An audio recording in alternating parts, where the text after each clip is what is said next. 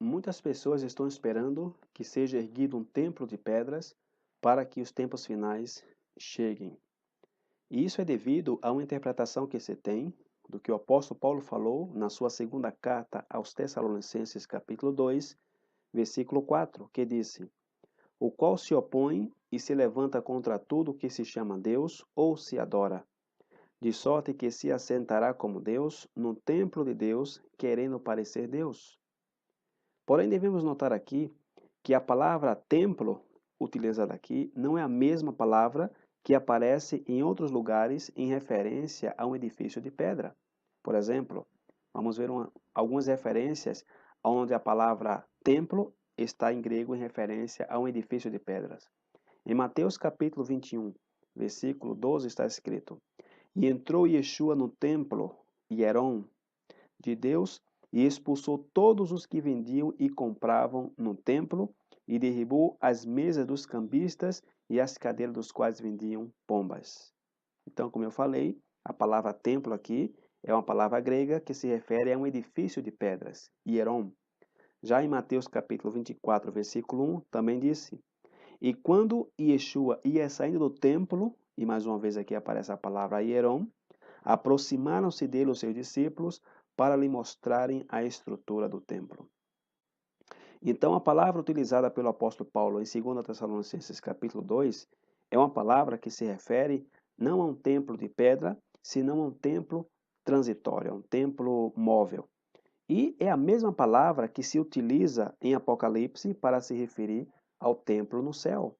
Apocalipse capítulo 15, versículo 5 está escrito: E depois disto, olhei, e eis que o templo do tabernáculo do testemunho se abriu no céu. Então aqui é referido até um tabernáculo no céu. Porém, por que isso deve ter alguma importância para nós, especificamente nos últimos dias?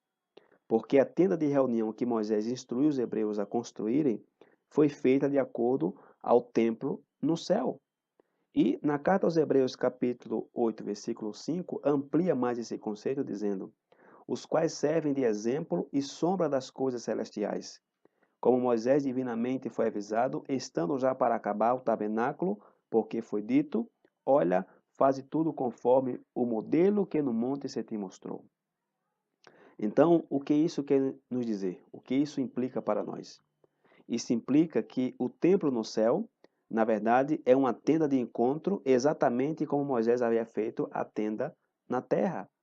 Lembrando que Moisés, ele apenas estava seguindo um padrão na qual ele viu nos céus. Assim que vemos que a palavra que o apóstolo Paulo utiliza em relação a onde o anticristo se levantará, é uma palavra que implica o tabernáculo e não um edifício feito de pedras. Além disso, notemos também que a palavra que Paulo usa é a mesma palavra que aparece em referência quando diz que nós somos o templo de Deus hoje.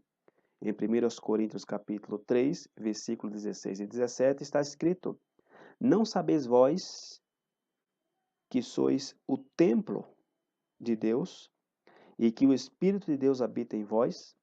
Se alguém destruir o templo de Deus, Deus o destruirá, porque o templo de Deus, que sois vós, é santo.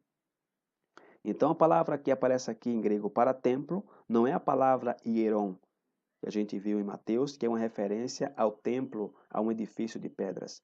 A palavra grega para templo aqui é a palavra naos. Por quê? Porque nós somos um templo móvel, nós somos pessoas que nos movimentamos. E assim como foi a tenda da reunião no deserto.